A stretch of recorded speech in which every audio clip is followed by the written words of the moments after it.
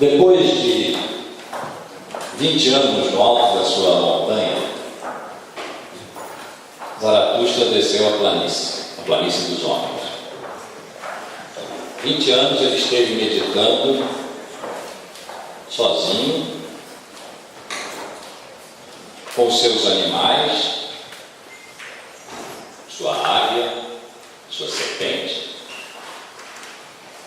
meditando naquilo que vai além do simplesmente humano, o além-homem, o Übermensch, o além do humano, que nós acostumamos a traduzir super-homem. E um dia resolveu que o tempo tinha acabado, o tempo da solidão tinha acabado e ele precisava descer para a planície dos homens. Saiu da sua caverna, o astro da manhã se levantava e ele cantou: ó sol, o que seria de ti se não fôssemos eu e os meus animais? Pôs a luz na perspectiva do homem que se supera, que vai além da sua limitação. Desafiou o sol e desceu. Na encosta da montanha em que ele tinha ficado solitário 20 anos, encontrou um velho recolhido em meditação. Não falou com ele, mas pensou no silêncio do seu coração. Esse pobre velho está rezando e não sabe que Deus morreu. Que o homem que inventou Deus também o matou. E que esse foi o momento mais luminoso da história da humanidade. Desceu a planície dos homens, que ele via como camelos que carregavam sobre as corcovas o peso que os filósofos e os sacerdotes tinham inventado para julgar a vida, submetê-la a si e condená-la, o belo, o bom, o justo e o verdadeiro, os 4 valores superiores da civilização ocidental, e ele descia para junto dos homens da planície para libertá-los da prisão desses 4 valores e transformar o camelo da submissão no leão que ruge a liberdade. Não deu certo, voltou para o seu monte e não se sabe depois o que aconteceu. Sabe-se que Nietzsche, que conta essa história no seu Assim Falou Zaratustra, um dos livros mais maravilhosos da história da filosofia, também não deu certo, também voltou para o seu monte e nos seus 10 últimos anos de vida esteve louco. Isso é parte da sua obra. Quem quer passar além do humano, simplesmente humano, que é o título de um livro dele, aceita que a sua vida seja afetada por esse desejo. Houve um tempo em que os filósofos morriam pela filosofia. Sócrates morreu. Houve um tempo em que os filósofos enlouqueciam pela filosofia. Nietzsche enlouqueceu. Houve um tempo em que a filosofia esteve colada à vida. O que os nossos colegas pós-modernos nos dizem, nesses últimos 30 anos, na década de 80, do século passado para cá, é que não se pode mais viver pela filosofia, nem morrer por ela, nem enlouquecer por ela, nem fazer com ela nada, porque ela acabou. Acabou porque aquilo que a inquieta, que a inquietava, aquilo que a movia a questionar incessantemente, a nunca obter aquilo a que se propunha, que era o real do mundo, ser Deus tinha acabado. O real acabou. Assim, escreve um pós-moderno típico, porque ele não esconde nada, Jean Baudrillard, num ensaio seminal que eu obrigo os meus alunos a lerem todos, a precessão dos simulacros, que ele diz ali os simulacros precedem o real, porque o real acabou. Ele usa um conto do Borges, aquele que o imperador pede aos seus cartógrafos que preparem o mapa mais perfeito possível do império. Eles fazem um tão perfeito que recobre o império todo como uma pele. Sobe onde tem montanha, desce onde tem vale, onde tem planície. E assim, na virada de uma página para outra, acompanhando naturalmente o conto de Borges, Baudrillard diz: mas o real acabou, de modo que o mapa já não o representa. O mapa é figura de si mesmo, é simulacro do que poderia ser verdade se o real ainda existisse. Ele não é nem verdadeiro nem falso, ele é uma imagem sem referência, é pura simulação de realidade, é o que nós chamamos de virtual, hiperreal, do virtual. Então nos dizem esses nossos colegas que o real acabou o interesse dele. Não é que não haja mais nada de real, claro que há. Acabou o interesse dele. E na pergunta sobre seu sentido, ou seja, em todas as dimensões de transcendência, inclusive Deus. A preocupação com a busca do fundamento do real, da sua razão de ser, sua motivação, sua causa para ser, também não faz mais sentido. Todo o nosso mundo é regido pela eficácia tecnológica, pela velocidade das realizações, das efetuações, das efetividades. Como perguntar ao que funciona bem qual o seu fundamento, qual é o sentido da questão do fundamento para aquilo que funciona bem, que dá certo. A verdade que a filosofia buscou durante 24 séculos, 26 séculos, dependendo da referência temporal que a gente faça no seu começo, também acabou. Porque tudo é ponto de vista, tudo é perspectiva, há uma proliferação de versões que nos dispensam de procurar a verdade e que nos impedem de procurá-la. Em que versão se encontra a verdade? É indeterminável, é indecidível. É nesse contexto que se põe hoje a questão da morte de Deus, que Nietzsche anunciou. Esse pobre velho não sabe que Deus morreu. Quando no final do século XX os pós-modernos falam do fim das grandes narrativas legitimadoras da verdade, da religião, da filosofia, que o século XIX teria criado, na verdade toda a nossa história de 20 e muitos séculos, criou essas grandes narrativas sob o nome de filosofia, ciência, religião, moral, direito, arte.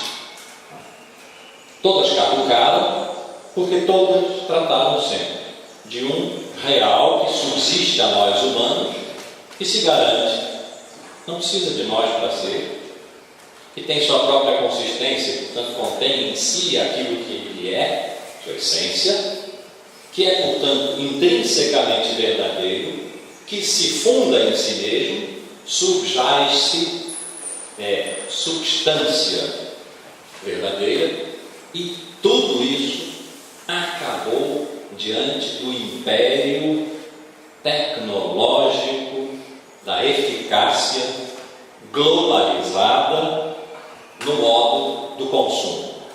O mundo globalizado que nós temos hoje é globalizado pelos mercados e o consumo. Não é o único modo de globalizar, nem é a primeira vez que uma globalização se produz. O Império Romano foi uma globalização que se fez pela lei. A cristandade foi uma globalização que se fez pela fé. A nossa hoje é uma que se faz pelo mercado, pelo consumo generalizado de bens, serviços, valores e pessoas, que vale para metade da humanidade. Há talvez 3 bilhões de pessoas, 3 ponto, 000, ponto, 000, ponto, 000, é um número imenso. Lembre-se que são pessoas, o número fica muito maior. Há 3 bilhões de pessoas que, seja porque pertencem a culturas em que o consumo não é fundamental, não é um hábito constitutivo daquela cultura, seja porque não podem consumir, porque são pobres. 3 bilhões de pessoas estão fora do mundo, se o mundo se define como o globalizado pelo consumo. E como ainda esses nossos colegas pós-modernos dizem que, em consequência, a história acabou, porque a história depende de um tempo, o passado, o tempo das causas, o tempo da verdade, segundo o qual se pode conhecer o presente, sem o qual não se pode conhecer, e por isso que é necessário buscar no passado as causas e o sentido do presente. Se não há mais real que vale a pena, nem fundamento, nem verdade, nem a possibilidade de representação, muito menos haverá isso posto num tempo já revolvido e que não retornará. Então, também a história acabou. 3 bilhões de pessoas, nesse caso, estão congeladas no tempo, sem futuro. Fora do mundo, congeladas no tempo, sem futuro. Esse é o motivo que há para pensar. O pensamento que nós chamamos de filosofia sempre se moveu pelo espanto, pelo desconforto. O resto conhece-se por curiosidade. As ciências conhecem muito por curiosidade, por necessidade de resolução de problemas. Mas a filosofia ou se move pelo espanto, ou não é filosofia, é mímese de ciência, é alguma coisa, ou de direito, é alguma coisa desse tipo. Sempre a filosofia se moveu pelo espanto. Por isso é que, tanto quanto se pode dizer, sempre a filosofia foi um empenho da vida do filósofo e da sua comunidade. Se há alguma coisa para mover a filosofia hoje, é o espanto extraordinário de que 3 bilhões de pessoas, metade da humanidade, possam estar fora do mundo, congeladas no tempo, que para elas o futuro tenha acabado, não o passado da história, que não haja para elas futuro, que antecipadamente o futuro tenha acabado para elas. Se nós temos hoje o direito de pensar, a obrigação de pensar, a qual podemos nos furtar, podemos não fazer. Esse direito nos é dado por quem não nos deu a palavra e quem nós não representamos, mas por causa de quem somos convocados a falar. 3 bilhões de seres humanos fora do mundo e do tempo. Isso envolve dimensões de transcendência totalmente estruturais e fundadoras, porque é a perda de sentido da existência, do estar no mundo, do habitar o tempo, habitar no tempo em que o mundo foi criado, a partir da eternidade, tempo denso de Deus, no tempo do mundo, primeiro dia, segundo dia, terceiro dia, na história que teve começo e que terá fim, mas esse fim será a reconversão à eternidade, que entrega a eternidade, então também a dinâmica do tempo que passa.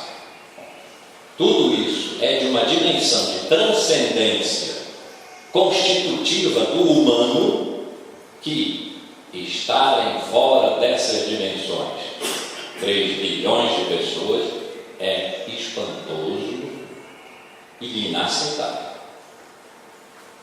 Estarem fora do mundo e do tempo significa estarem fora da dimensão de Deus.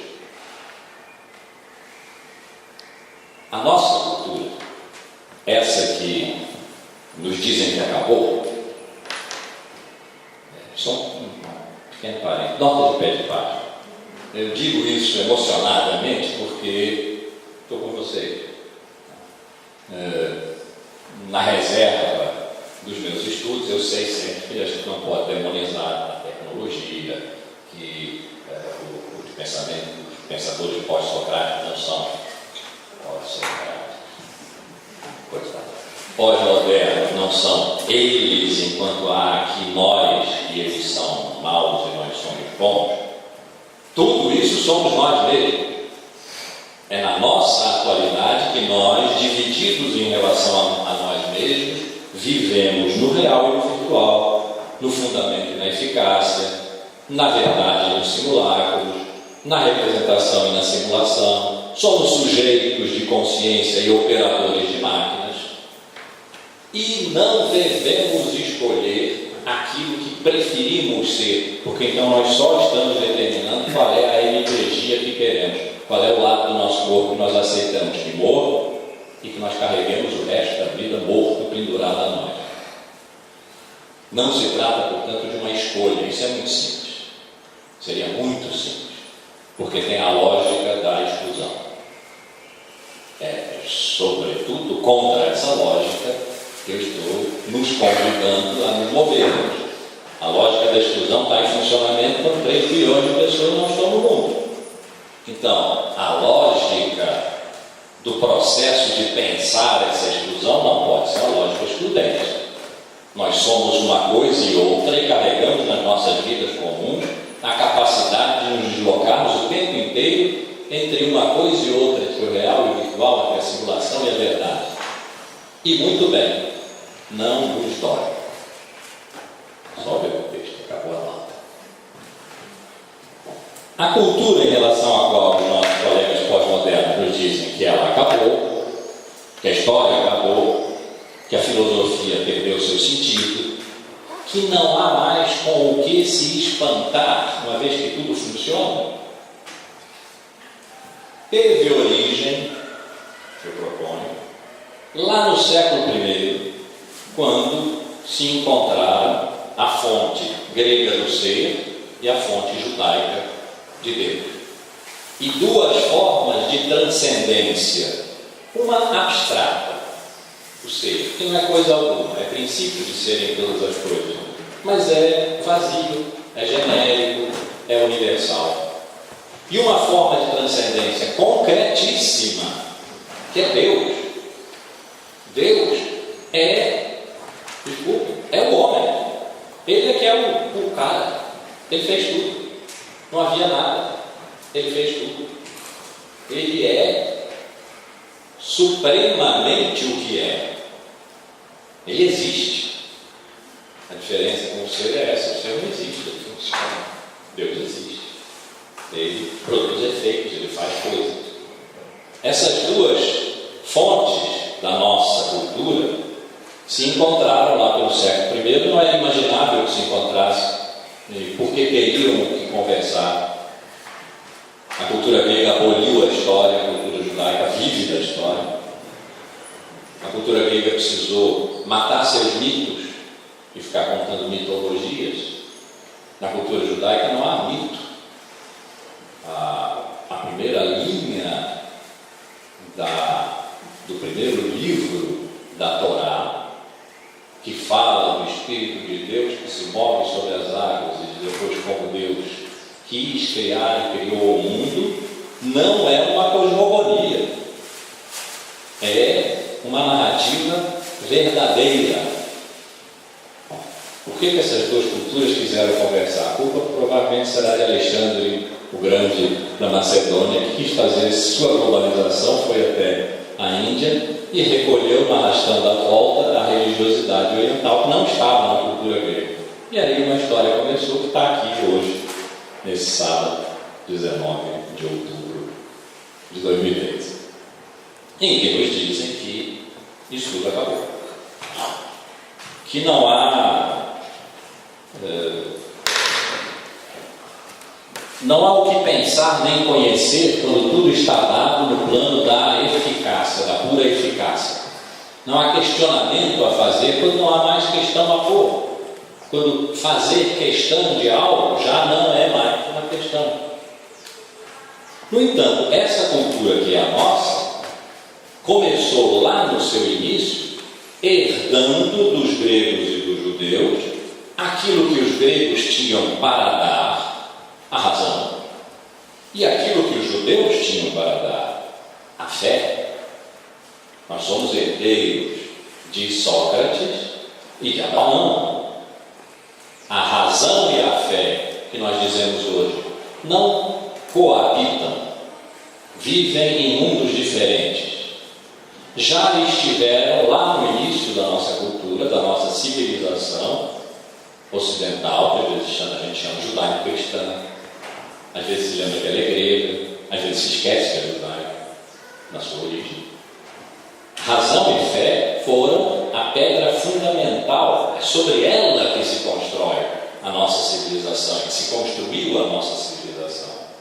A história da nossa cultura pode ser contada pela observação dos deslocamentos das relações entre razão e fé no tempo.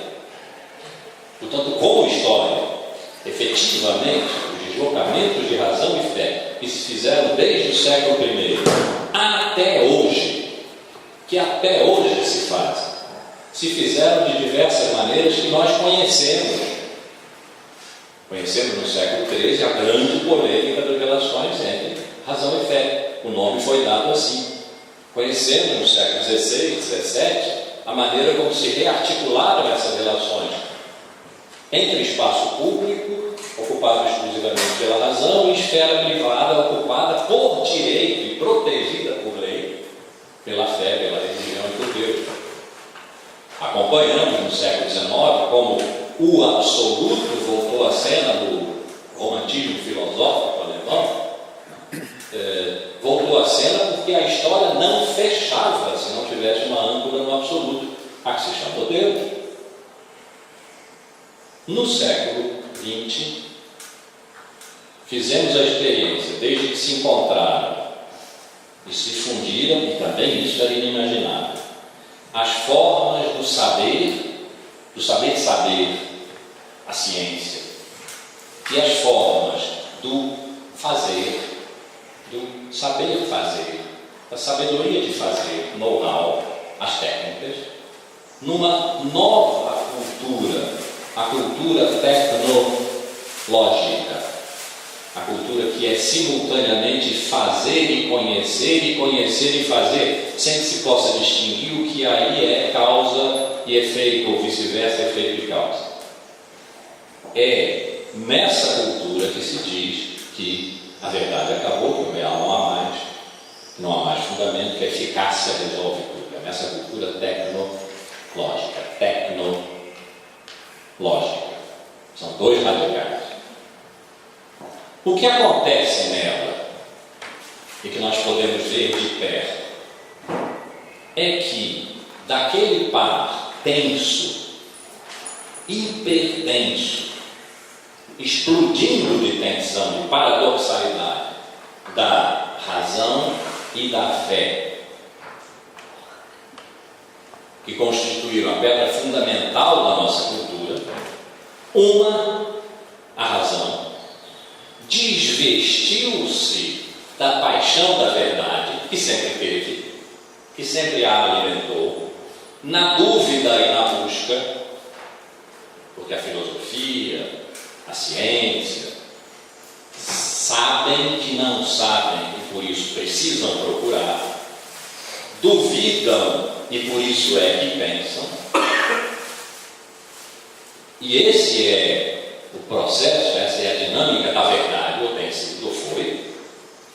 Na nossa época, a tecnologia regente se desvestiu da paixão da verdade e disparou nas novas tecnologias eficacíssimas da informação, biomédicas, que tornam o planeta um mundo só. Dispararam na direção da eficácia. E a religião, portadora da fé que gera certezas, que deve duvidar, mas não é constituída pela dúvida, e portanto não produz conhecimento, mas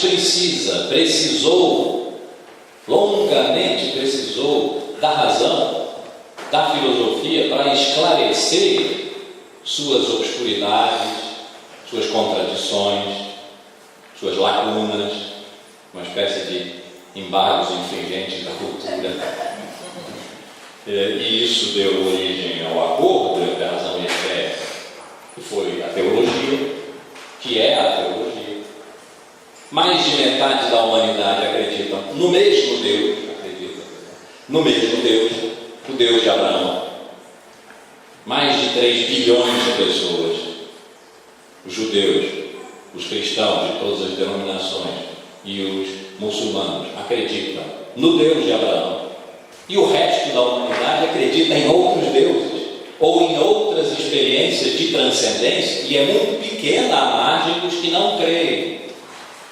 Mas Deus, que não morreu, porque é claro, se Ele existe, não morre.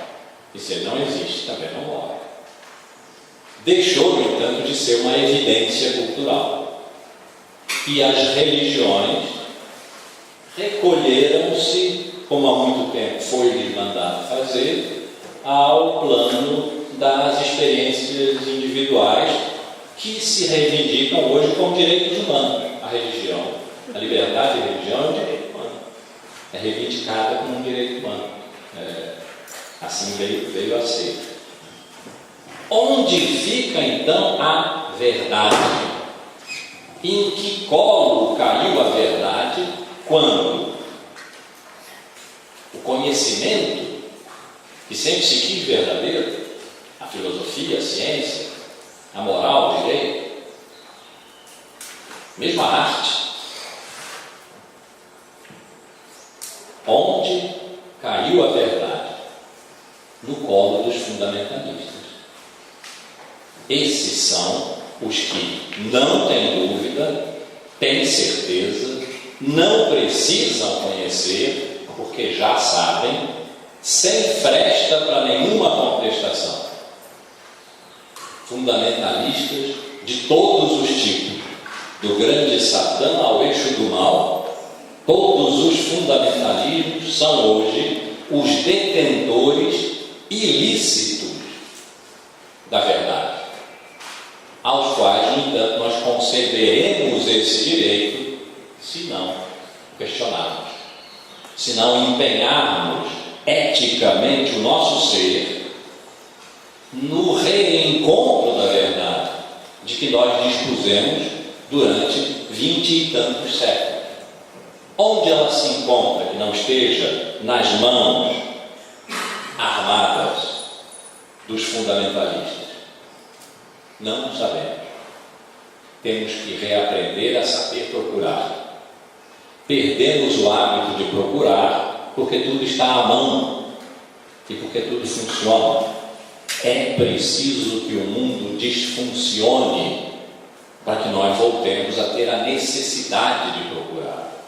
A alta produtividade das crises, porque o nosso mundo passa hoje, se nós pudermos olhar para elas diferentemente de quem vê com temor uma queda de bolsa, por exemplo, podem nos ensinar, de novo, a necessidade, mesmo que contra a nossa vontade imediata, porque dá trabalho, a necessidade de reencontrar um caminho que conduza, não à verdade, não sabemos mais, mas à necessidade da verdade, que conduza de novo ao caminho de uma busca incessante, porque é na busca incessante do que não se tem e que não se terá que se encontra nas paradas do caminho imensas coisas que não se tinham e que não se teria se não se tivesse posto a caminho.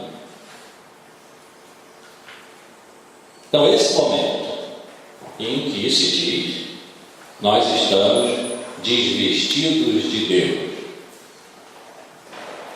Se nós pusermos a mão sobre a pele dura, rugosa, doída, dessa humanidade excluída, dessa, como eu chamo, África de sofrimento, que não é só na África que se dá, evidentemente. Se nós pudermos a mão sobre a pele quente, torrada, dessa África de sofrimento, e ainda formos capazes de nos pôr sob a nossa estrela, quer dizer, se ainda formos capazes de ficar siderados pelo sofrimento, é isso que uma estrela significa, né? Siderar a estrela.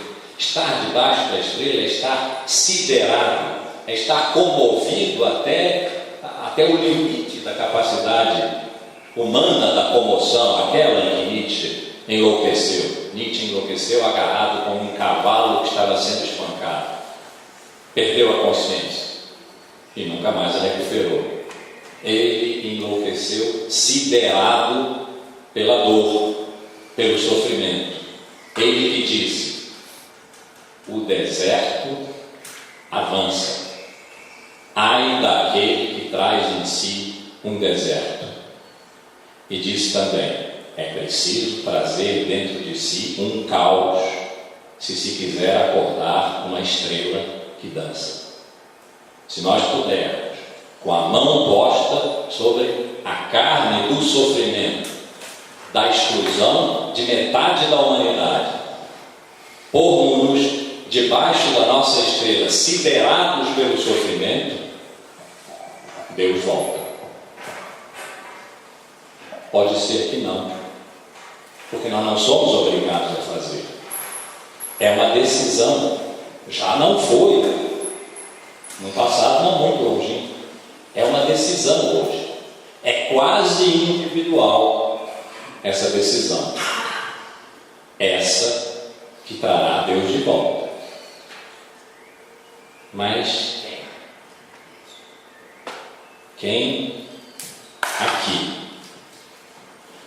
correr o risco de não tomá-la e deixar Deus silencioso e morto?